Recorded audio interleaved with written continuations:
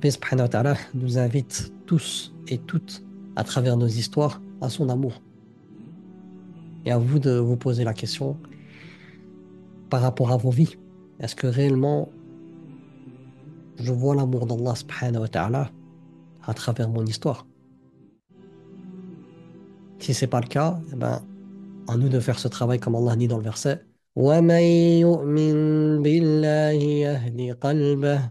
Allah dit celui qui a foi en Allah, celui qui fait ce travail de tawhid, ce travail d'unicité d'Allah, de connaître réellement les trois fondements et l'implication de ces trois fondements dans notre vie, l'implication de chaque nom d'Allah et de chaque attribut d'Allah dans notre vie.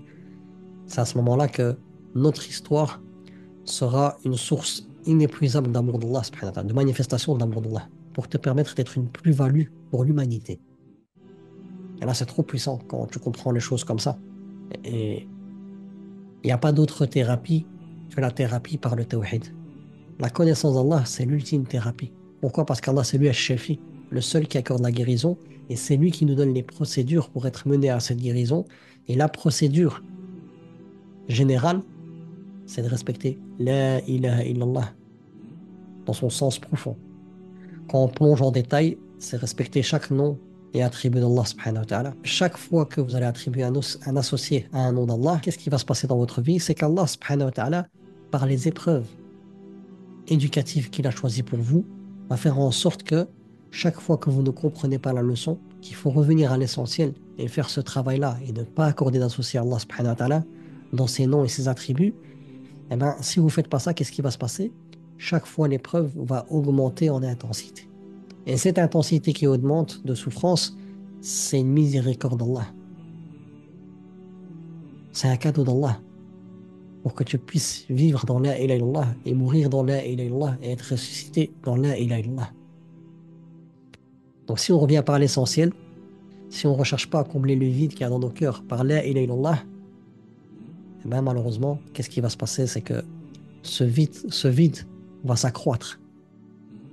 Et le fait est qu'il s'accroît, l'intensité du mal-être va augmenter. Et c'est pas quelque chose de mauvais. Non, au contraire, c'est comme la fièvre. Au fur et à mesure qu'un virus prend de l'ampleur dans notre corps, eh ben, la température augmente pour nous signaler qu'il y a quelque chose qui ne va pas. Et au fur et à mesure que je ne me soigne pas, au fur et à mesure que la température augmente, on va dire fais attention. Et donc cette souffrance qu'on peut ressentir, ce vide, ce manque, n'est qu'un cadeau d'Allah subhanahu wa ta'ala, encore une fois. Et quand on voit qu'Allah subhanahu wa ta'ala met en place des choses dans notre vie, à travers ses plans divins pour nous éduquer, parce que c'est lui, Arabe, le Seigneur, qui est aussi le sens de celui qui nous éduque. Subhanahu al-Murabbi, celui qui nous éduque. Et on voit qu'Arabbi subhanahu wa ta'ala fait ressortir des choses que nous, par notre petitesse, on ne pouvait pas ressortir ces choses-là et nous corriger. Lui a planifié des choses pour que ces choses remontent en surface pour qu'on puisse les traiter. La question que je vous pose, c'est voilà, qu'est-ce qu'on attend pour pouvoir traiter les maux de notre âme par la ilaha illallah, par les noms et les attributs d'Allah, par cette connaissance profonde de la ilaha illallah. Et combien de fois, ça se répète à chaque fois dans mes accompagnements, en présentiel, etc. Les personnes, par le fait de ne pas prendre en considération l'importance ultime de connaître la ilaha illallah, comme Allah nous dit dans le Coran, fa'alam annahu la ilaha illallah. Allah appuie dans ce verset-là. Fa'alam, c'est un ordre divin de connaître réellement qu'est-ce que ça incombe. Et c'est le travail d'une vie, il ne faut pas perdre son temps. Déjà pour toutes les personnes qui sont avec moi, qui ont fait 4 de référence 1, les 12 séances, en petit groupe, vous avez vu, voilà, alhamdoulilah, en 12 séances, on a pu, bifadillah, avoir quelques outils pour avancer dans le chemin. Et là, tous les jeudis, dans 4 de référence 2, l'impact des noms d'Allah, vous voyez que juste le nom Allah, on a fait 18 séances de plus ou moins 2 heures que sur le nom Allah, ses sens. Et là, on est rentré juste dans l'unicité d'Allah dans la Seigneurie, et on est, je crois, à la 4e séance, et on n'a pas encore fini. On n'aura pas encore fini, on prend notre temps, on n'est pas pressé. Pourquoi? Pour bien comprendre les tenants et les aboutissants de la ilaha illallah, de cette injonction divine d'Allah subhanahu wa ta'ala, pour qu'on puisse être apaisé face à tous nos maux, et notamment les maux qui nous font plus de mal, c'est ces péchés. Ces péchés, Ils sont lourds. Ils sont lourds et